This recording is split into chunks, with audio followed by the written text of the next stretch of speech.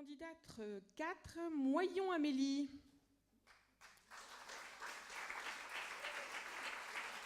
De l'ESP Centre Val-de-Loire, en M2MEF second degré EPS.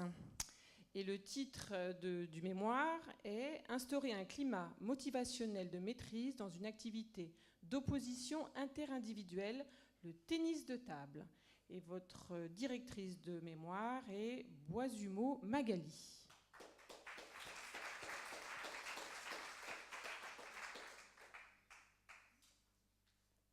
Top départ. Ceux qui ont gagné, vous montez par ici. Ceux qui ont perdu, vous descendez. Je suis sûre que tout le monde ici a déjà vécu cette situation. Plus ou moins bien d'ailleurs. Imaginez Théo, élève de 4e, qui vient de perdre ses 4 matchs en tennis de table. Il est immobile, découragé, désespéré sur la dernière table.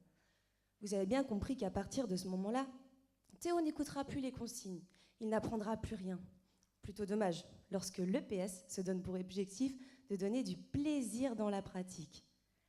Théo peut-il poursuivre le but de progresser pour lui-même, personnellement, pas seulement pour vaincre ses adversaires? N'est-ce pas impossible dans une activité où la réussite dépend fortement de ses adversaires? C'est ma question de recherche.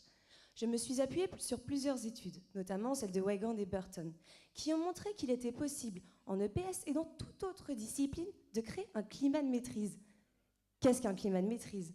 C'est un environnement psychologique créé par l'enseignant qui oriente les buts des élèves vers leur propre progrès. Mais ces études n'ont jamais cherché à savoir si la nature de l'activité pouvait elle aussi influencer la nature des buts poursuivis. Grâce à mon étude, voilà ce que je peux vous dire. En manipulant les différentes variables didactiques regroupées sous l'acronyme TARGET, conçu par Ames en 1992, il est possible de créer ce climat de maîtrise. Target, c'est T comme tâche. Utilisons de nouvelles formes de comptage de points par l'attribution de bonus. A comme autorité. N'imposons pas d'adversaire à Théo, mais laissons-le choisir parmi une liste de possibles. R comme reconnaissance. Donnons à Théo des encouragements et des retours qui portent sur ses progrès personnels. G comme groupement. Choisissons des formes de jeu qui développent la coopération. E comme évaluation. Évaluons, mais pas trop et sans comparaison. T comme temps. Laissons à chacun le temps nécessaire pour progresser. J'ai pu constater que la nature de l'activité avait elle aussi une influence sur la nature des buts poursuivis. En effet, j'ai analysé les questionnaires donnés à ma classe de 4e et j'ai pu voir, lors de la séquence d'apprentissage en tennis de table, une augmentation dans la poursuite des buts de compétition. Vouloir être le meilleur, même si le but premier est bien resté centré sur l'amélioration personnelle.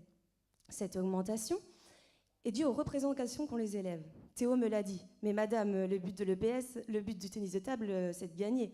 Or, l'EPS se doit de faire pratiquer pour faire apprendre. Si le but prioritaire d'un élève est de gagner à tout prix, il risque, quand il perd, de croire qu'il n'apprendra jamais et qu'il ne pourra jamais battre son adversaire. Alors maintenant, ceux qui ont gagné, vous montez. Ceux qui ont perdu, vous avez progressé.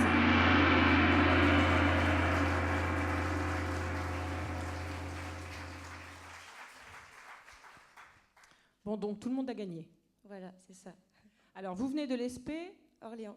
Orléans. Comment s'appelle le directeur de votre SP Combaco Olivier. Vous n'avez pas l'air bien sûr, parce qu'il vous filme depuis tout à l'heure. Si, c'est bon, je suis sûre. D'accord. Et il était enseignant avant d'être directeur? Il faudrait lui demander directement, monsieur Combaco. Je me demande s'il n'était pas dans le sport. Ah, voilà. Bon, alors ça s'est bien passé cette année? Très bien. Très bien. Du bonheur avec les classes? Que du bonheur. Enfin, pas que, mais du bonheur. Elle a dit que du bonheur. Merci beaucoup.